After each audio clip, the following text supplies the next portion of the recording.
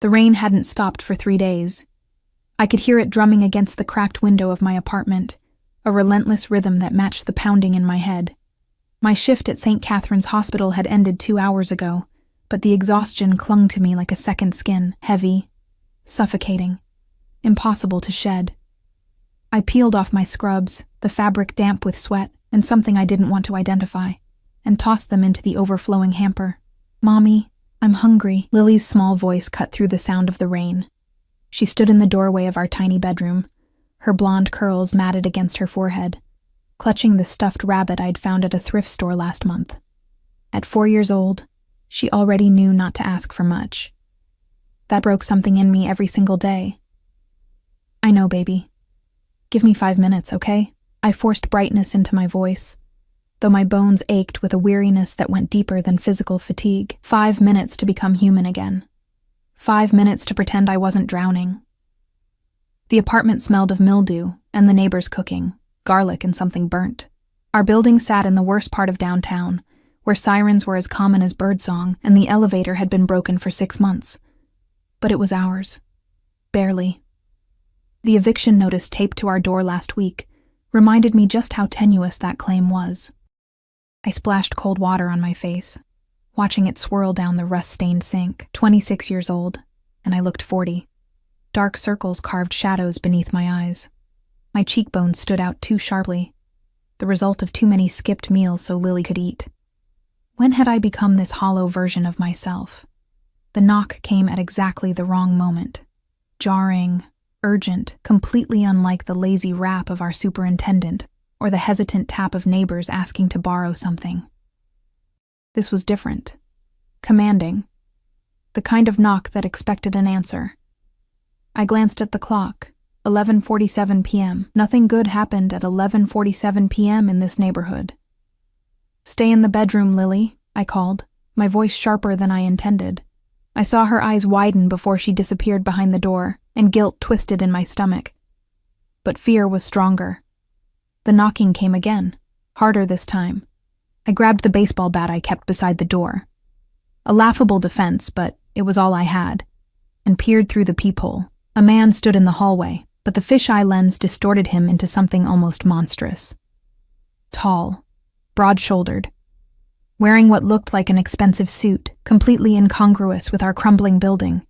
Behind him, I could make out another figure, larger, watching the stairwell.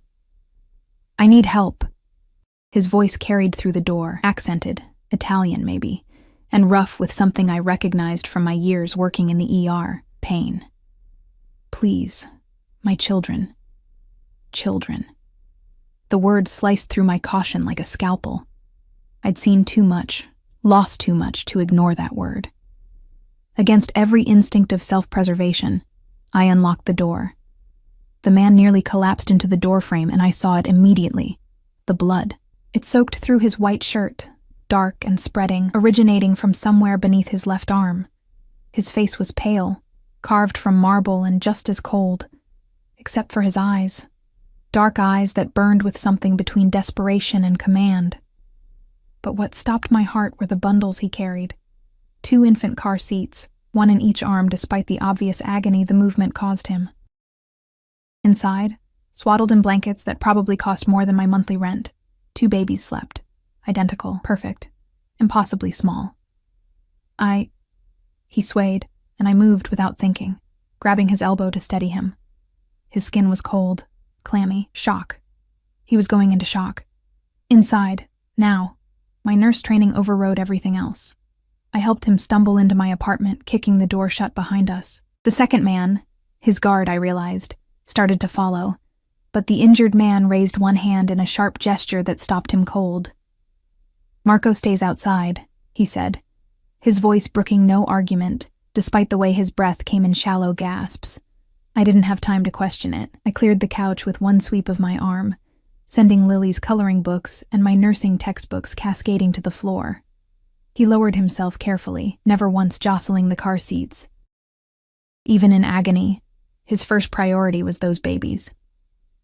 "Lily, bring me my bag," I shouted toward the bedroom. "The red one under my bed." The man's gaze tracked around the apartment, taking in the water-stained ceiling, the duct-taped cushions, the single photograph I'd managed to frame, Lily on her 3rd birthday, blowing out candles on a grocery store cupcake.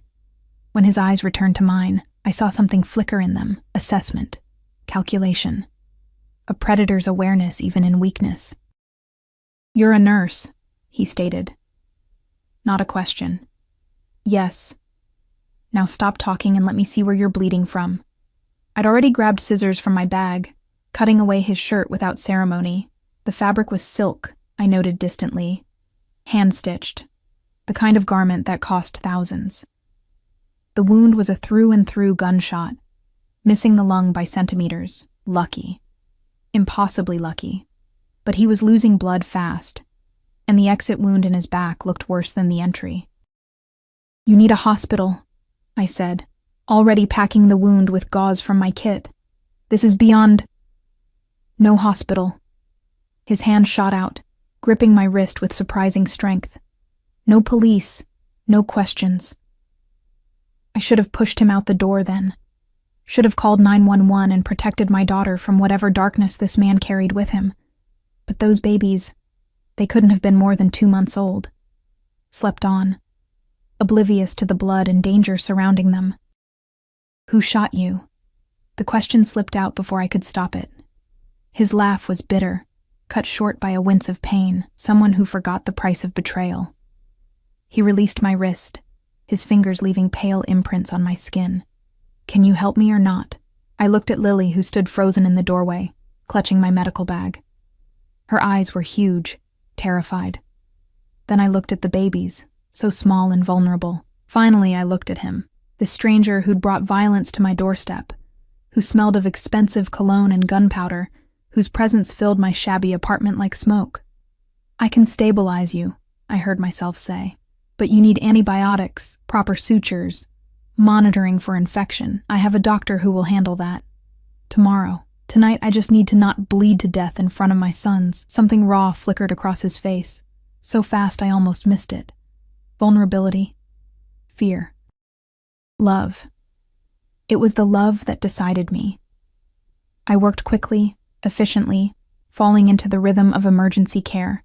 Apply pressure, clean the wound, pack with hemostatic gauze, temporary sutures, bandage tightly. He barely flinched, though I knew the pain must have been excruciating.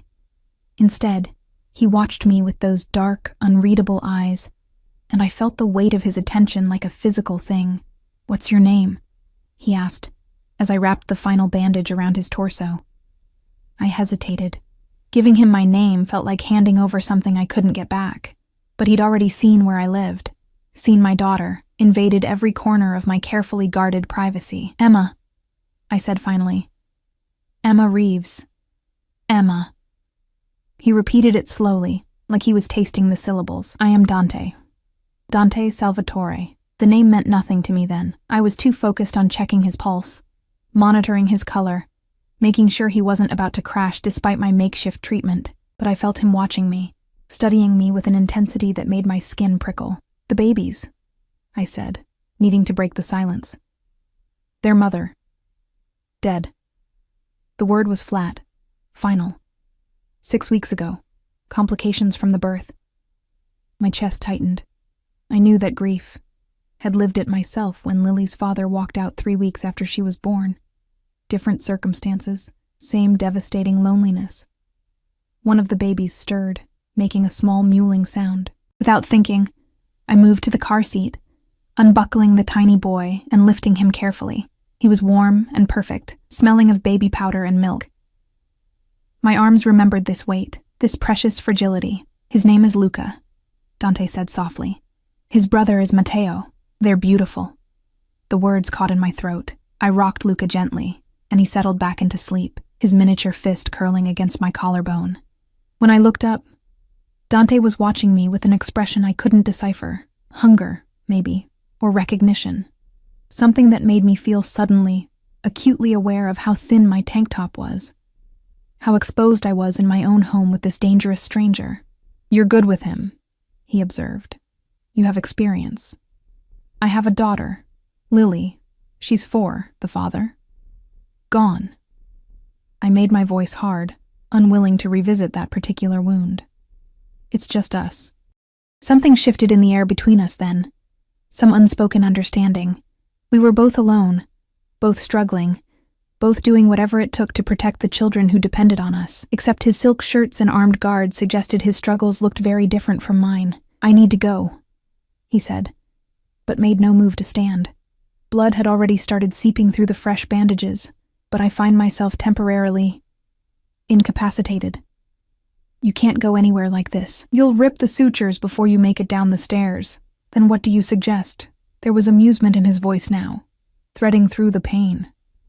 Like this was all some elaborate game and he was curious to see how I'd play it. I didn't have a good answer. Let him stay? Insane. Send him away to possibly die in the street? Unconscionable. Call the authorities despite his explicit warning? Dangerous for reasons I was beginning to understand. The decision was made for me when Matteo woke with a sharp, demanding cry.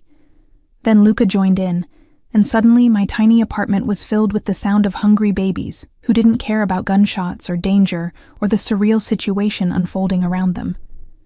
"They need to be fed," Dante said unnecessarily, trying and failing to push himself upright. The movement sent fresh blood blooming across the bandage, and I pushed him back down with one hand. "Don't move." "Where's their formula?" "In the bag. The black one." He gestured weakly toward a designer diaper bag I'd somehow missed, sitting by the door like it belonged in my world of hand-me-downs and clearance racks. I found bottles already prepared, expensive formula, everything perfectly organized. Someone had packed this bag with care, anticipating needs, preparing for contingencies. The realization sent a chill down my spine. This wasn't spontaneous. Whatever had happened tonight, Dante had known it was coming. "How did you end up here?" I asked, settling on the floor with both babies, propping bottles with practiced ease. "My building, my floor, my door." His smile was slight, edged with something sharp. "Coincidence." "Liar." The word surprised us both. I never spoke that bluntly, never challenged anyone, had learned long ago that keeping my head down was how you survived, but exhaustion and adrenaline had stripped away my usual filters. Instead of anger, I saw approval flash in his eyes. "Perhaps not entirely coincidence," he conceded. "Marco was watching this area. When the situation occurred, this was the closest safe location." Safe. I tasted the word, found it bitter. "Nothing about this is safe. Safer than the alternatives." His voice had gone cold again, reminding me that beneath the pain and the blood was someone accustomed to violence. Someone whose presence in my home might have just painted a target on my door. Lily appeared in the doorway again, drawn by the crying babies despite her fear. She stared at Dante with wide eyes, then at the infants in my arms, her expression somewhere between wonder and uncertainty. "It's okay, sweetheart," I said gently. "This is Mr. Salvatore. He needed help, and we're going to help him, right?" She nodded slowly, her thumb creeping toward her mouth, a habit she'd almost broken. "The babies are crying. They were hungry. But look, they're better now," I demonstrated. And indeed, both Luca and Matteo were drinking contentedly, their small hands waving in the air. "Can I touch one?" Lily asked, her natural curiosity overcoming her fear. I looked at Dante, seeking permission I wasn't sure he'd grant. A man like this, surrounded by guards and secrets, trusting a stranger's child to touch his sons, but he nodded, just once. Gently. Lily crept forward, reaching out one small finger to stroke Matteo's cheek. Her face transformed, lighting up with wonder. "He's so soft, like my bunny." Despite everything, the blood, the danger, the absolute insanity of the situation, I felt Dante smile, really smile. It changed his face completely, softening the harsh lines, revealing someone younger than I'd initially thought. Mid-30s maybe, too young to have such old eyes. "What do you do, Emma Reeves?" he asked suddenly. "Besides save foolish men who show up bleeding at your door?" "I'm a nursing assistant at St. Catherine's. Night shift mostly. The pay is terrible, but the hours work with Lily's schedule. I didn't mention the eviction notice, the empty refrigerator, the scholarship I'd abandoned because I couldn't afford childcare and tuition simultaneously. Pride was a luxury I'd learned to live without, but some dignities I still clung to, and Lily's father provides nothing." The question should have angered me, but his tone held genuine curiosity rather than judgment. He provides distance, which honestly is better than what he provided when he was here. Dante was quiet for a long moment, his gaze fixed on his sons as they finished their bottles. When he spoke again, his voice carried a weight that made the hair on my arm stand up. Children deserve protection, loyalty. A father who would burn the world before allowing harm to reach them. His eyes lifted to mine, and I saw something burning in their depths. Conviction, obsession. Anything less is betrayal. I didn't know what to say to that, so I focused on burping the babies. Their small bodies warm and trusting against my shoulder. Outside, the rain continued its assault, and somewhere in the building, someone was shouting. Normal sounds of my normal life. Except nothing about tonight was normal. "You should rest," I said finally. "You've lost a lot of blood, and shock is... I know the symptoms of shock, Kara." The endearment slipped out naturally, intimately, and I felt my face heat. But I cannot rest until arrangements are made.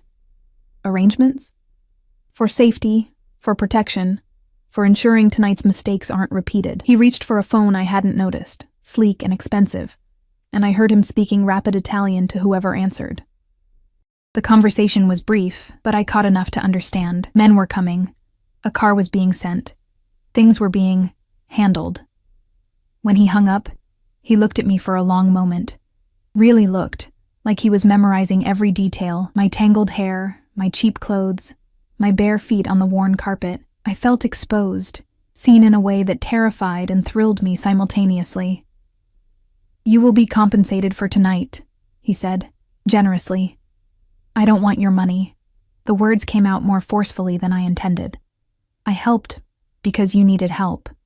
Because your babies needed help. That's what decent people do." His expression shifted, something almost like surprise crossing his features. "Decent people," he repeated slowly. "When was the last time you encountered such a creature, Emma? In this building, in this city, in your life?" The accuracy of his assessment stung. I couldn't remember the last time someone had helped me without expecting something in return. Couldn't remember the last time I'd felt safe rather than simply surviving. 15 minutes, he continued, and I realized he was talking about the car. "Then I will be gone, and you can return to your life. Pretend tonight never happened. Forget you ever met Dante Salvatore." But even as he said it, I knew forgetting was impossible. This man, this moment, had already carved itself into my memory like a scar.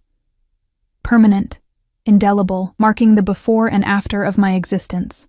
The knock came exactly 15 minutes later. This time, I opened the door to find 3 men in dark suits, moving with the coordinated precision of soldiers. They didn't ask questions, didn't acknowledge me beyond brief nods. They simply entered, assessed Dante's condition, and prepared to move him. "The woman helped me," Dante said as they lifted him carefully. His voice was weaker now, the adrenaline clearly fading. "She is to be protected. Marco, you understand. The largest guard." Marco, presumably, nodded once.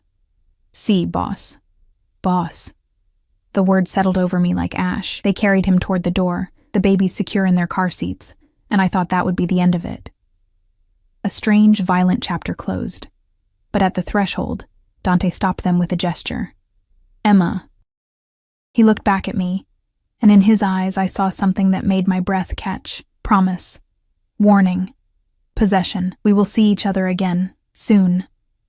It wasn't a question or a polite farewell. It was a statement of fact, delivered with the absolute certainty of someone accustomed to bending reality to his will. Then they were gone, leaving me standing in my apartment that suddenly felt emptier than before. I looked down and saw blood on my hands, my clothes, my floor. Evidence of the night's impossible events. Lily tugged at my shirt. "Mommy? Are the babies okay?" "Yes, baby. They're okay." I picked her up, holding her close, breathing in the strawberry scent of her shampoo. "Everything's okay." But as I said it, I knew I was lying. Nothing would be okay again. Whatever I'd stepped into tonight, whatever debt I'd incurred or attention I'd attracted, it wouldn't simply disappear with the morning light. On the table where Dante had sat, I found an envelope, thick, expensive paper. Inside, more cash than I'd seen in my entire life, along with a card bearing a single phone number and 3 words in elegant script: "Call if needed." I should have thrown it away. Should have scrubbed every trace of this night from my home and my memory. Should have protected my daughter from whatever darkness came with knowing a man like Dante Salvatore. Instead, I tucked the card into my pocket, where it burned like a promise. Or a threat. 3 days passed before I heard from him again. 3 days of jumping at every sound, checking the peephole obsessively, scrubbing bloodstains from my floor until my hands cracked and bled. 3 days of telling myself it was over, that Dante Salvatore had vanished back into whatever dark world he inhabited, taking his danger and his money and his burning eyes with him. I was wrong. The flowers arrived first, 24 white roses in a crystal vase that probably cost more than my rent. No card, but I knew. The delivery man had looked terrified handing them over, practically running back to his truck. I'd considered throwing them out, but they were so beautiful, so achingly perfect in my dingy apartment, that I couldn't bring myself to destroy them. Lily thought they were magic. The second delivery came that evening. Groceries, not just any groceries. Organic produce, premium cuts of meat, imported cheeses, fresh bread from the bakery downtown that I'd only ever walked past, inhaling the scent and imagining enough food to fill my empty cabinets and refrigerator completely. The third delivery arrived as I was leaving for my shift. A car seat. Top of the line, brand new, still in its box. Because of course he'd noticed that Lily's was held together with duct tape and prayers. I should have been grateful. Should have simply accepted these gifts as payment for services rendered. But each delivery felt like something else, threads being woven around me, soft as silk, and just as binding. "Miss Reeves?" I spun around in the hospital parking lot, my keys clenched between my fingers like a weapon. Marco stood beside a black SUV with tinted windows, looking exactly like what he was. Dangerous, professional, utterly out of place among the rusted sedans and economy cars. "Mr. Salvatore requests your presence," he said, his accent thick, his expression neutral. "I'm working a shift. I can't just—" "It has been arranged. Your supervisor has been informed you have a family emergency." He opened the rear door, waiting with the patience of someone who knew refusal wasn't actually an option. My heart hammered against my ribs. This was it. The moment I should run, should scream, should do anything except get into that car. But curiosity warred with fear. And beneath both was something I didn't want to examine too closely, the memory of Dante's eyes on mine. The way he'd said my name like a prayer or a curse. 10 minutes, I heard myself say. "I'll give him 10 minutes, then I'm going to work." Marco's lips twitched, almost a smile. "Of course, miss." The SUV smelled of leather and something darker. Gun oil, maybe. The windows were so heavily tinted that the city disappeared, leaving me floating in artificial darkness. We drove for what felt like hours, but was probably only 20 minutes, moving through neighborhoods that grew progressively more expensive, until we pulled up to a building that looked like it belonged in a European capital, rather than our gritty downtown. "This way." Marco guided me through a private entrance, past security that melted away at his approach, into an elevator with mirrors and gold fixtures. We rose in silence, my reflection staring back at me, pale, nervous, wearing scrubs that had seen better days. The elevator opened directly into a penthouse apartment that stole my breath. Floor-to-ceiling windows overlooked the entire city, the lights spreading out like fallen stars. The furniture was modern and minimal, clearly chosen by someone with exquisite taste and unlimited resources.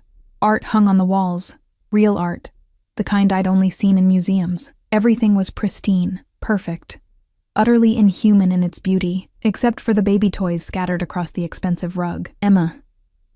Dante emerged from a hallway, and I barely recognized him. Gone was the blood and pain and desperation. He wore dark slacks and a white shirt, tailored perfectly to his frame. The sleeves rolled up to reveal bandages on his ribs. His hair was damp, like he'd just showered, and he moved with only the slightest hint of stiffness. 3 days. He'd been shot 3 days ago and he looked like this. "You clean up nice," I said, because saying what I was actually thinking, that he was beautiful in a way that felt dangerous, seemed monumentally stupid. His smile was quick, genuine. "As do you, though I confess I prefer you without the bloodstains. Most people do." I stayed near the elevator, unwilling to venture deeper into this space that smelled of money and power.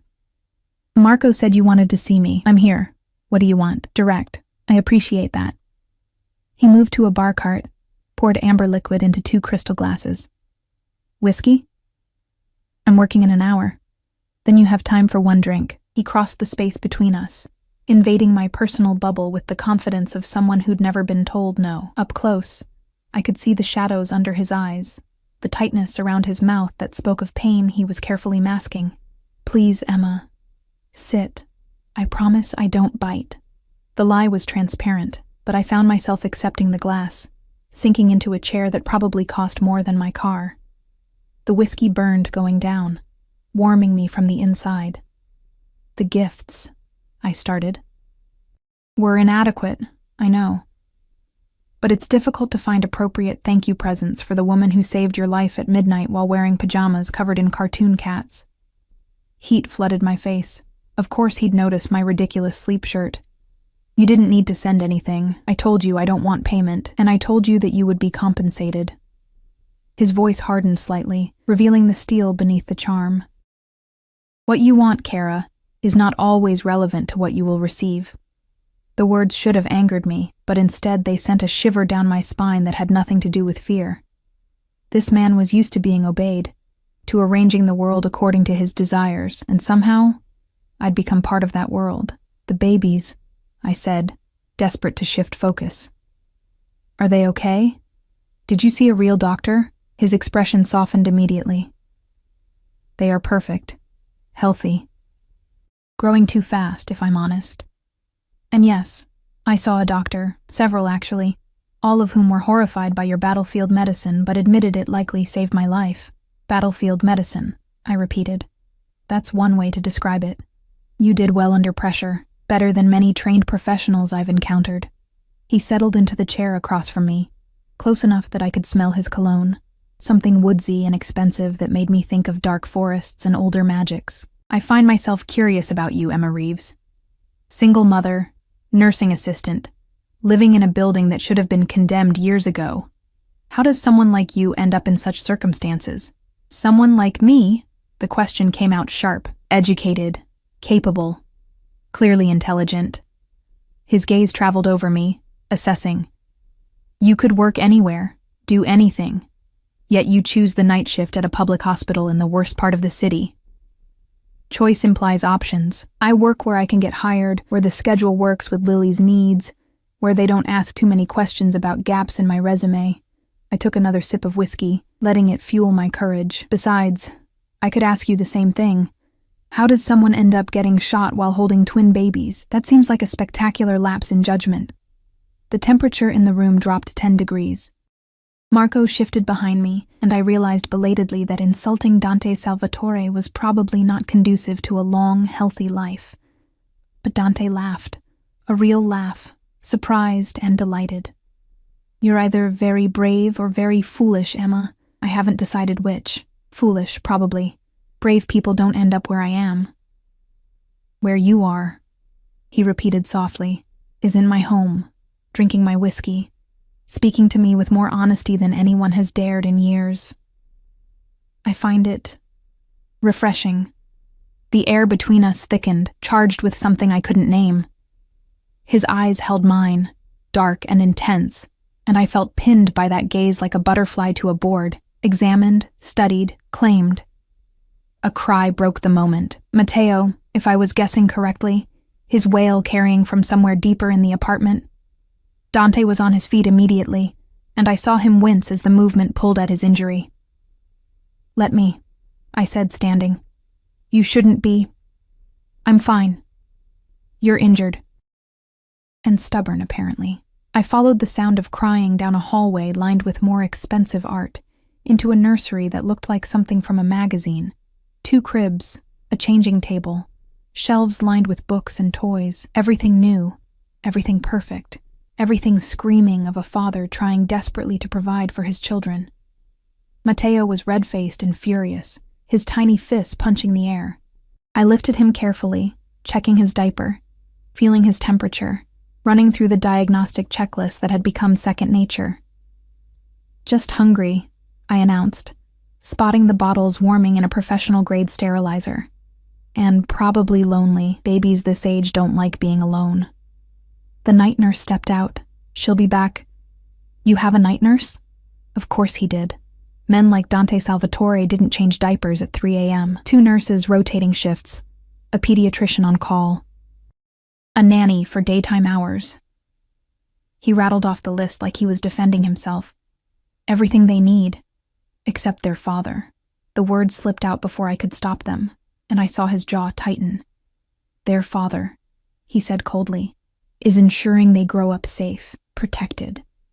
In a world that wants them dead simply for bearing my name. Forgive me if I prioritize their survival over my presence at every feeding."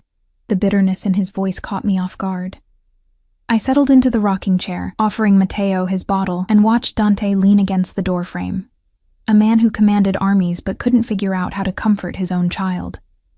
"They don't know about survival yet," I said gently. "They just know they're alone, that no one's holding them." Something cracked in his expression. He crossed to Luca's crib, lifting his son with a tenderness that made my chest ache. The baby settled immediately against his father's chest, making small, contented sounds. We sat like that for a while, feeding the twins in comfortable silence. And I let myself imagine, just for a moment, that this was normal. That we were normal. A man and a woman caring for children, sharing this quiet intimacy that parents know. "Their mother," I ventured. Did you love her?" His laugh was bitter. "I barely knew her.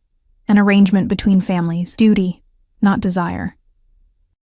But she gave me my sons before she left this world, and for that, I will honor her memory always. That's sad. That's reality. Love is a luxury in my world, Emma. A weakness that gets exploited." I looked at him holding Luca, at the way his large hand cradled his son's tiny head, and thought he was lying. This man loved fiercely, completely, with an intensity that would consume anything in its path. "You should go," he said suddenly. "Your shift starts soon." Right. Reality. I had a job, a daughter, a life that didn't include sitting in penthouses with dangerous men and their beautiful babies. I stood, passing Matteo back to Dante, our hands brushing in the exchange. The contact sent electricity up my arm, and from the way his eyes darkened, he felt it too. "Thank you," he said, "for coming. He gestured vaguely at the babies, the moment, everything unspoken between us. "Don't send more gifts," I replied. "Please, I can't. It's too much. I will send what I deem appropriate." That iron certainty again, the voice of someone who'd never learned to ask permission. "And Emma, you will see me again. Soon." It was the same promise he'd made 3 nights ago, but this time, I didn't want to run from it. The phone call came during Lily's bedtime story. I'd been reading about princesses and dragons, her warm weight pressed against my side, when my phone buzzed with an unknown number. I almost ignored it, probably a telemarketer, or worse, a debt collector, but something made me answer. "Emma." Dante's voice was tight, controlled in a way that immediately raised my alarms. "I need you." 3 words. That's all it took to unravel every resolution I'd made to stay away from him. "What happened?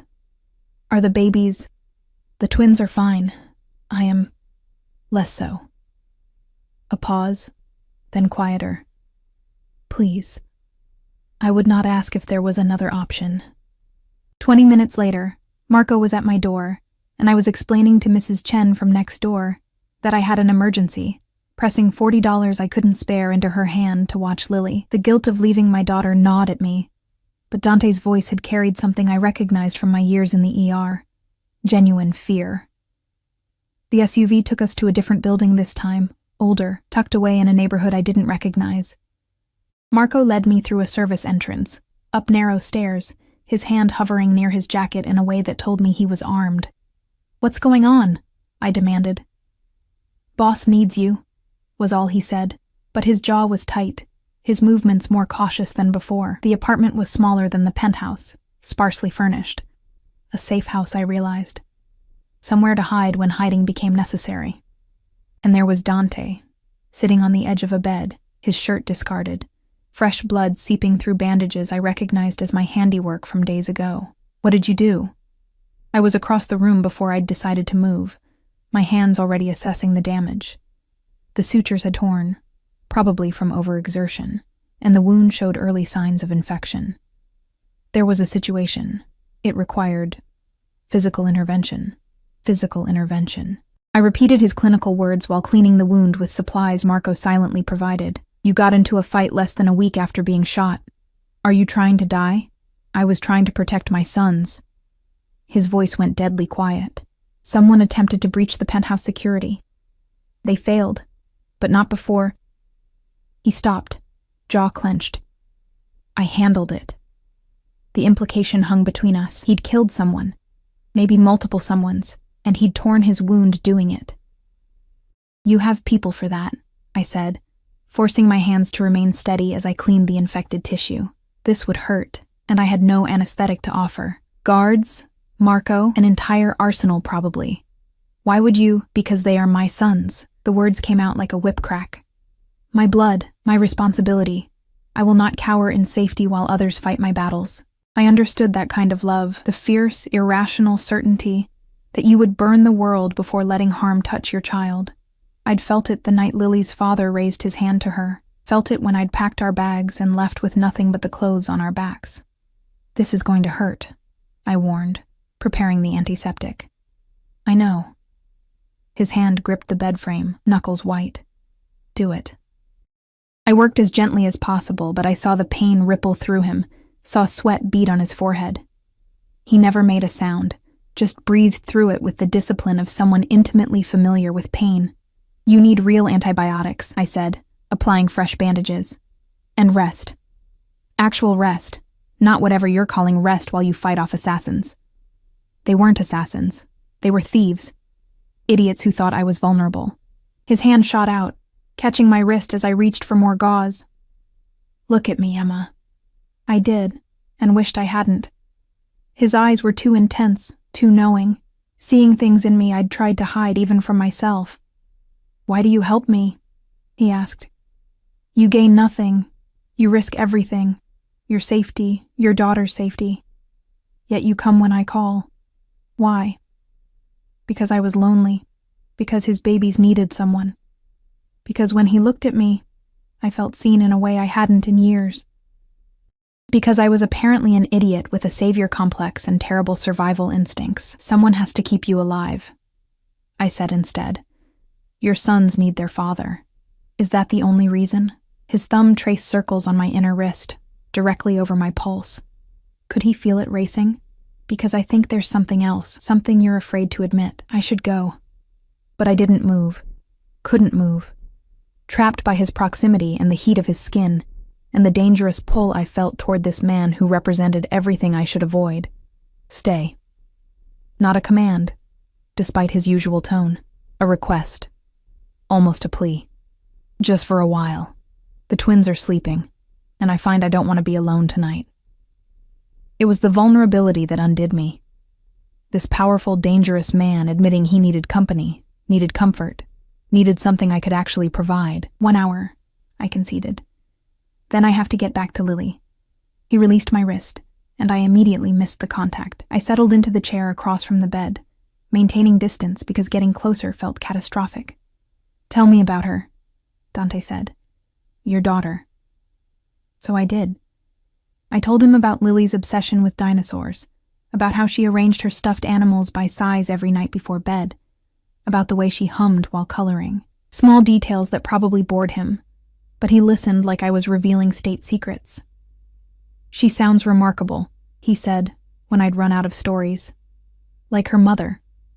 "I'm not remarkable. I'm tired and broke and barely keeping my head above water. You're a survivor. That's more remarkable than you know." He shifted on the bed, wincing. Most people in your situation would have crumbled, given up, but you fight. Every day you fight for your daughter, for your future. I respect that. The praise shouldn't have mattered, but it bloomed warm in my chest. When was the last time anyone had acknowledged how hard I worked, how much I sacrificed? What about you? I turned the conversation back to safer ground. Tell me about Luca and Matteo. Besides the obvious, that they're beautiful and you'd kill for them. His expression softened immediately. Luca is louder, more demanding. He knows what he wants and makes his displeasure known when he doesn't get it. Matteo is quieter, more observant. He watches everything with these serious eyes, like he's taking notes for later. They're 2 months old. They can't... You'd be surprised. I see it already. Their personalities. He pulled out his phone, showed me photos, dozens of them, hundreds maybe. The twins sleeping, eating, being held by their father. In every photo, Dante's face showed an emotion I rarely saw on him, unguarded joy. You're a good father, I said quietly. I'm trying to be. Most days I feel like I'm failing. The admission cost him something. Their mother, she didn't plan to die. Didn't plan to leave me alone with 2 infants and no idea how to care for them. Some days I look at them and think about all the ways I'll inevitably disappoint them. Welcome to parenthood. That feeling never goes away. I smiled sadly. Every night I worry I'm not enough. That Lily deserves more than hand-me-down clothes and a stressed mother who can barely afford to feed her. But we do what we can, and we hope it's enough. You are more than enough for your daughter. I see how she looks at you, like you hung the moon. His voice dropped lower. I wonder what it would be like to be looked at that way by someone who chooses you rather than needs you. The air shifted, charged with something dangerous. I should have left then, should have recognized the warning signs. But I stayed, held by his gaze, by the intimacy of the moment, by the connection forming between us like spider silk, delicate, strong, and impossible to see until you were already caught. Emma. He said my name like a confession. I think about you. More than I should. More than is wise. Don't. The word came out breathless. We can't. This isn't, I know. You have a life. A daughter. Complications I have no right to introduce. He stood, crossed to where I sat, and I felt my heart hammer against my ribs, but I find I don't care about right. I care about what I want. And I want. A phone rang, shattering the moment. Marco's voice came from the other room, urgent and clipped. Dante's expression shifted instantly from vulnerable to lethal, all trace of softness vanishing. What is it? He called. Marco appeared in the doorway, his face grim. We have a problem. Someone's been asking questions about the other night. About the woman who helped you. The temperature plummeted. Dante's eyes met mine, and I saw fear flash through them. Not for himself, but for me. What kind of questions? His voice was cold, controlled. The kind that means they know she exists. They know where she lives. My blood turned to ice. Lily. I was moving before conscious thought, grabbing my bag, my phone, terror clawing up my throat. Someone knew. Someone was asking about me. Someone might hurt my daughter because I'd made the catastrophic mistake of helping a man I didn't understand. Marco, take her. Now. Dante was already on his phone, barking orders in Italian. I'm sending men to her building, to her apartment. No one touches the child. No one even looks at her wrong. I need to get to her. And you will. But not alone. Not unprotected. He gripped my shoulders, forcing me to meet his eyes. Emma, listen to me. I will not let anything happen to your daughter. Do you understand? I will burn this entire city before I allow her to be harmed because of me. The certainty in his voice should have comforted me. Instead, it terrified me, because I realized the full scope of what I'd stumbled into. This wasn't just a dangerous man. This was someone with the power to make good on those threats, someone whose world operated by rules I didn't understand. Why? The question tore from me. Why do you care? You don't know us. Don't owe us anything. Because you saved my sons when you had every reason to slam the door in my face. Because you looked at me bleeding on your couch and saw someone who needed help rather than someone to fear. His hands tightened on my shoulders. Because when I look at you, I see something I thought I'd lost the right to want, and I protect what's mine. I'm not yours. Not yet. The words were a promise and a threat. But you will be. And so will Lily. I will keep you both safe, Emma, whether you want me to or not. The next 2 weeks blurred together in a haze of fear and fury. Dante hadn't been exaggerating. Within hours of that night, my building had transformed into a fortress. Men in dark suits appeared on every corner, in the lobby, outside my apartment door. Mrs. Chen whispered about the nice security company that had suddenly taken an interest in our crumbling building, but I knew better. They were Dante's men, watching, protecting, imprisoning. I should have been grateful. Someone had tried to break into my apartment 3 days after that conversation. Tried and failed, because Marco had been stationed outside my door. The would-be intruder had disappeared, and I'd learned not to ask what disappeared meant in Dante's world, but gratitude warred with resentment. I hadn't asked for this protection, this cage disguised as safety. Every time I left for work, guards followed. Every time I took Lily to the park, men in expensive suits watched from a distance. My life was no longer my own. "Mommy, why is that man always there?" Lily asked one morning, pointing at Marco through the window. "He's a friend, making sure we're safe."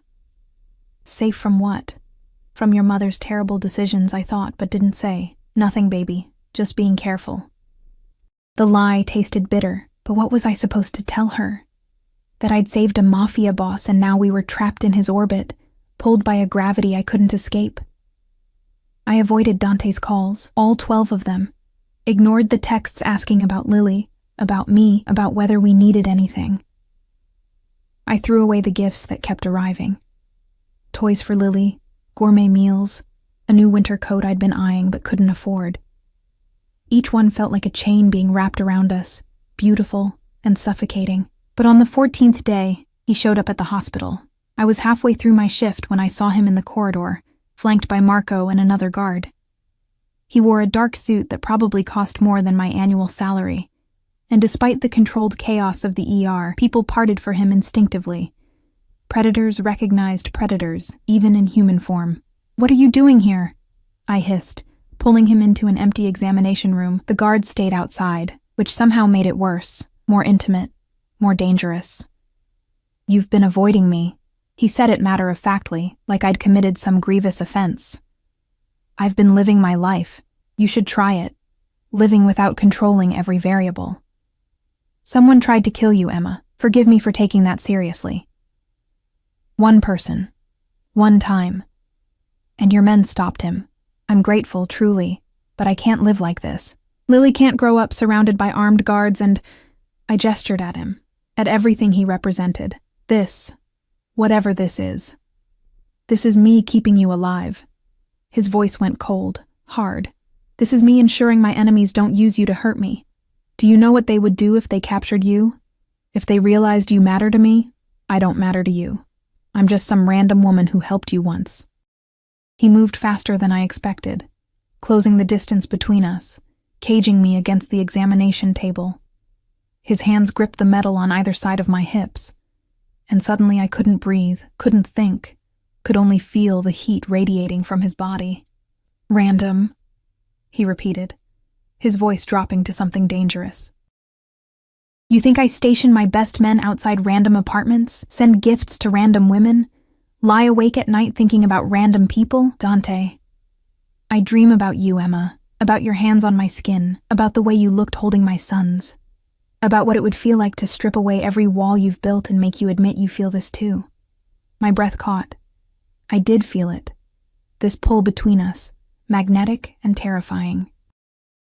But acknowledging it meant surrendering to something I couldn't control, and control was the only thing keeping me afloat. "I have a daughter," I said desperately. "A life that doesn't include danger and violence, and your life already includes danger. Poverty is dangerous. That building you live in is dangerous. Working night shifts in this neighborhood is dangerous." His hand lifted, cupping my face with surprising gentleness. "I'm offering you something better, safety, security. A life where you don't have to choose between feeding your daughter and paying rent. In exchange for what? Becoming your mistress? Your kept woman? His jaw tightened. In exchange for allowing me to care for you. Both of you. Is that so terrible? Yes, whispered the part of me that had learned independence the hard way, that had clawed my way up from nothing, and refused to be dependent on anyone again, especially a man. But another part, the tired, scared, lonely part, wondered what it would feel like to let someone else carry the weight for a while. I need to get back to work, I said, ducking under his arm, putting blessed distance between us. Emma. He caught my wrist, and I felt that electric current again, that connection I couldn't explain. Come to dinner, tomorrow night. Bring Lily. Let me show you what I'm offering before you refuse it. I don't need to see your penthouse again to know. Not the penthouse. Somewhere else. Somewhere. He paused, and I saw vulnerability flash across his features. Somewhere that matters to me, please. The please undid me. This man who commanded armies and ordered deaths, asking rather than demanding. How was I supposed to resist that? One dinner, I conceded. Then you back off. Let us live our lives. His smile was slow, predatory. One dinner. But I promise you, Kara, you won't want me to back off after. He left, and I tried to convince myself I'd made a mistake. Tried and failed, because anticipation was already building in my chest, warm and terrifying. The next evening, Marco picked us up in a different vehicle, an SUV but less intimidating than usual. Lily was excited, chattering about the adventure as we drove through the city toward the coast. Where are we going? I asked. Boss's house, Marco said. The real one. We pulled up to a property that took my breath away. Not a penthouse or a safe house, but an actual home. A sprawling villa overlooking the ocean, with gardens and stone paths and a warmth that the other properties lacked. This was where Dante lived, really lived. He met us at the door, and I barely recognized him. Jeans, a simple sweater, no suit, no armor of wealth, just a man, holding his sons, looking almost nervous. Welcome, he said, and his eyes held a question. Will you give me this chance? Lily hid behind my legs, suddenly shy, but Dante crouched down to her level, carefully, because his injury still pained him, though he tried to hide it. You must be Lily. Your mother has told me so much about you. I'm Dante, and these are my sons, Luca and Matteo. They're too little to play yet, but I have a garden with a swing. Would you like to see? She nodded, curiosity overcoming fear, and I watched my daughter take the hand of a man who'd killed people, who commanded an empire built on violence. But all she saw was someone kind, someone who spoke to her like she mattered. The evening unfolded like something from a dream. Dinner on the terrace, the ocean a dark mirror below. Food I couldn't pronounce but that tasted like heaven. Lily laughing as she pushed Luca and Matteo in their swing, gentle and careful. Dante watching all of us with an expression I couldn't decipher, longing, maybe, or hope. Why are you doing this? I asked when Lily was distracted, playing with toys that had mysteriously appeared. Because I want you to see, this life I'm offering, it's not just penthouses and guards. It's this. Peace, family. A place where Lily can run and play without fear, where you can rest without worrying about eviction notices. I can't be bought, Dante. I'm not trying to buy you. I'm trying to show you what could be ours. Together. He turned to face me fully, and the intensity in his eyes made my heart stutter. I know it's fast. I know it's insane. But from the moment you opened that door, bleeding heart and terrified eyes, I knew. You were mine. You just didn't know it yet. That's not how it works. You don't just claim people. In my world, I do. But I'm asking, Emma, asking you to consider this, to let me protect you, provide for you, care for you the way you deserve. His hand found mine, threading our fingers together. I'm not a good man. I've done terrible things, and I'll do more before I'm done. But I would never harm you, never let anyone harm you. You and Lily would be sacred, untouchable. I wanted to say no, wanted to run back to my tiny apartment and my simple life, and pretend this hadn't happened. But watching Lily laugh, really laugh, in a way I hadn't heard in months, watching her play in safety and comfort. I felt my resolve cracking. What about love? The question slipped out before I could stop it. You said it's a weakness in your world. I said it's a luxury. I didn't say it was impossible. His thumb traced circles on my palm. I'm already halfway there, Emma. Every time I see you, every time you challenge me or save me or look at my sons like they're precious, I fall a little more. Give me time, and I'll give you everything. I don't want everything. I just want... What? Tell me what you want, and it's yours. Safety. Security. Someone to share the burden. To not be alone anymore. To feel seen, desired, protected. To watch my daughter grow up without fear. I want Lily to be happy, I whispered. Then stay. Let me make her happy. Let me make you both happy. He pulled me closer, and I let him. Let myself sink into the warmth of his body. 1 month. Give me 1 month to prove I can be what you need. If you still want to leave after that, I'll let you go. No strings, no consequences. But give me a chance, Kara. Please. I looked at Lily, giggling as she showed Matteo a flower. Looked at this beautiful house, this peaceful space. Looked at Dante, dangerous and deadly and offering me the world.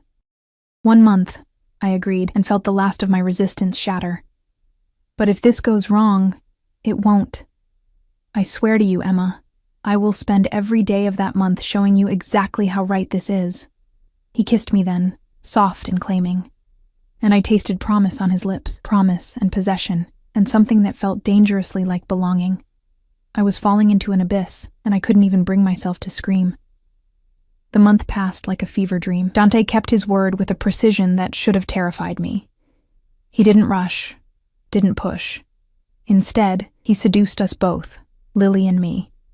With a patience I hadn't known men like him possessed, we moved into the villa after the first week. Not permanently, he assured me. Just until the situation with his enemies was resolved. But my apartment lease expired, and suddenly there was no reason to go back to that water-stained ceiling and broken elevator. Mrs. Chen cried when we left, but the envelope of cash I pressed into her hands, courtesy of Dante, softened the goodbye. Lily bloomed in the ocean air. She had her own room, painted purple at her request, filled with books and toys and everything I'd never been able to give her. She adored the twins, appointed herself their protector, sang to them in her off-key voice that somehow always made them smile. Watching her finally be a child instead of a worried shadow of one cracked something open in my chest. And Dante. He was everywhere and nowhere, giving us space but making his presence felt. Morning coffee waiting before my shifts. Lily's favorite snacks appearing in the pantry. Fresh flowers on the kitchen table. Small touches that showed he was paying attention, learning us. Making room in his dangerous life for our ordinary needs. But it was the nights that undid me. After Lily fell asleep, after the twins were fed and settled, we'd sit on the terrace overlooking the ocean. Sometimes we talked about his childhood in Sicily, about my abandoned dreams of becoming a full nurse, about everything and nothing. Sometimes we just existed in comfortable silence, and I learned that Dante Salvatore, stripped of his armor and violence, was someone I could love. Was already loving, if I was honest with myself. 3 weeks in, everything changed. I'd just gotten home from a shift when I found Dante in his office, surrounded by maps and photographs, his expression carved from ice. Marco stood beside him, speaking rapid Italian, and I caught enough words to understand. Betrayal, family, revenge. What happened? I asked from the doorway. Dante's eyes snapped to mine, and I saw rage there, cold, calculated rage that made my skin prickle. The man who shot me. We found him. He's been hiding in one of my own properties, protected by someone I trusted. Who? My cousin, Roberto.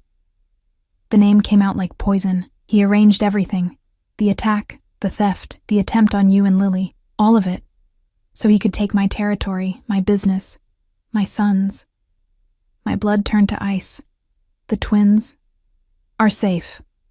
I've tripled security. No one gets near this house without going through 20 armed men. He stood, crossing to me, gripping my shoulders. But I need to handle this, Emma, tonight. And I need to know you and Lily are protected while I'm gone. Gone where? What are you going to do? His silence was answer enough. He was going to kill his cousin. Going to end the threat permanently, the way men in his world always did. Don't look at me like that, he said quietly. Like you're afraid of me. I'm not afraid. And I wasn't, which should have terrified me. I'm afraid for you. What if it's a trap? What if... Then Marco takes you and Lily somewhere safe. Switzerland, maybe. New identities, new lives, enough money to never worry again. He cupped my face, forcing me to meet his eyes. I've prepared for every contingency, Kara. But this ends tonight. I won't live looking over my shoulder, wondering when my own blood will strike again. Let me come with you. Absolutely not. I'm a nurse. If someone gets hurt, they die. This isn't a hospital, Emma. This is war. His voice gentled slightly. Stay here. Keep Lily safe. Keep my son safe. That's how you help me. By being the reason I have to come back alive. He kissed me then, deep and desperate, like he was trying to memorize the taste of me. When he pulled back, his forehead rested against mine. I love you, he whispered. I know it's fast. I know it's insane, but I love you. Both of you. You've given me something I thought I'd lost. A reason beyond revenge and duty. When this is over, I'm going to ask you properly. Ring, proposal, the whole ceremony. But I needed you to know, in case... Don't. I pressed my fingers to his lips. Don't say in case. You're coming back. You have to come back. Then tell me you love me too. Give me something to fight for beyond survival. The words stuck in my throat, trapped behind years of self-preservation and fear. But looking at this man, this dangerous, complicated, impossibly tender man, I couldn't hold them back anymore. I love you, I breathed. God help me, Dante. But I love you. His smile was brilliant, transforming his face completely. Then I'll see you in a few hours, amore mio. Count on it. He left, taking Marco and a dozen other men, and I was alone with the twins and Lily and guards stationed at every entrance. The house felt too big, too quiet, filled with shadows that seemed to whisper warnings. I tried to distract myself, feeding the babies, reading to Lily, anything to keep my hands busy and my mind from spiraling into catastrophic scenarios. But every sound made me jump. Every hour that passed without word felt like an eternity. It was almost midnight when I heard vehicles approaching. Too many vehicles. My heart seized, and I grabbed the phone Dante had given me, ready to call the emergency number he'd programmed. But then I saw him. Dante emerged from the lead SUV, alive and whole, though his shirt was torn and blood, not his, I prayed, spattered his face. He moved with purpose toward the house, and I met him at the door, my legs shaking with relief. It's done, he said simply. Roberto won't threaten anyone again. The men who helped him have been dealt with. My territory is secure. I should have asked for details, should have demanded to know exactly what dealt with meant, but I didn't care. He was alive. He'd come back just as he promised. I threw myself into his arms, and he caught me, holding tight despite the violence he'd just committed. I was so scared, I admitted against his neck. I know. I'm sorry. But it had to be done. He pulled back, studying my face. Can you accept this part of me, Emma? The violence, the darkness, because it won't go away. This is who I am, what I do. I'll keep it away from you and Lily as much as possible, but it will always be there. I thought about it, really thought about it. About the man who'd bled on my couch, who loved his sons with ferocious devotion, who'd given me and Lily safety and comfort and belonging, about the killer who'd just eliminated threats to his family without hesitation. They were the same person, and somehow, impossibly, I loved both versions. I can accept it, I said. As long as you promise to always come home. To us. To this, always. He kissed me again, slower this time, full of promise. Now let me clean up. Then we need to talk about the future, our future. An hour later, we sat on the terrace under stars that looked fake in their brilliance. Dante had showered, changed, Looked almost normal, except for the cuts on his knuckles and the exhaustion in his eyes. I meant what I said earlier, he began. About asking properly. Dante, let me finish. He pulled a box from his pocket, velvet, expensive, containing a ring that caught the moonlight and shattered it into rainbows. Emma Reeves, you saved my life twice. Once when you stopped the bleeding, once when you showed me life could be more than survival and revenge. You gave me a reason to build instead of destroy, to hope instead of just endure. His voice roughened with emotion. I know I'm not the safe choice. I'm not the good choice. But I'm the choice that will protect you and Lily with everything I have. That will give you both the life you deserve, that will love you until my last breath and beyond. He slid from the chair to one knee, and my vision blurred with tears. Marry me. Be my wife, my partner, the mother of my sons and your beautiful daughter. Let me spend the rest of my life proving you didn't make a mistake when you opened that door. I should have hesitated, should have considered the implications, the dangers, the complete insanity of marrying a mafia boss after 1 month. But love wasn't logical, and safety wasn't guaranteed anywhere. At least with Dante, I'd be loved, protected, cherished. Yes, I whispered. Yes, I'll marry you. He slipped the ring on my finger, a perfect fit, because of course he'd somehow gotten my size, and kissed me with a passion that promised forever. When we finally broke apart, both breathless, he pressed his forehead to mine. You won't regret this, he vowed. I know. And surprisingly, I did know. This man would move mountains for me, would burn cities for our children. That kind of devotion was worth the risk.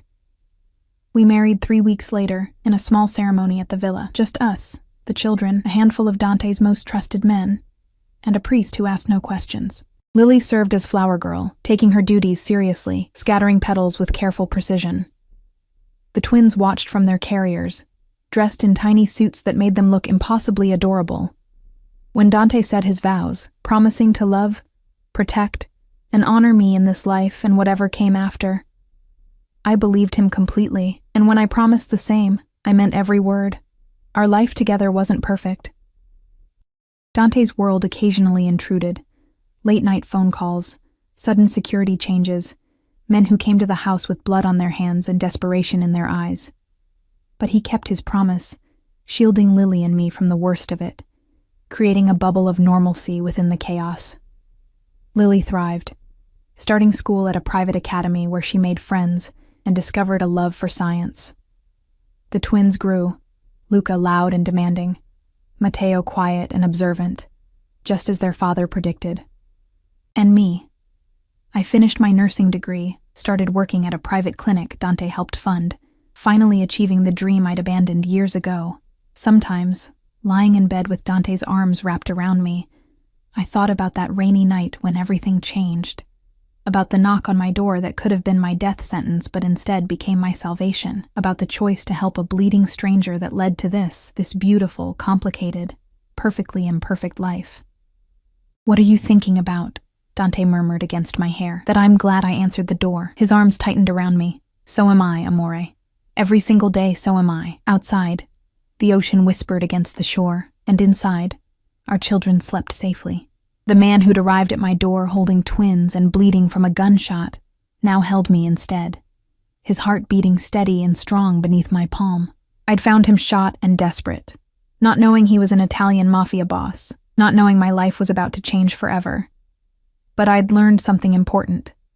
Sometimes the most dangerous choices lead to the safest harbors. Sometimes the darkness holds the brightest light. And sometimes, love finds you in the most unexpected places.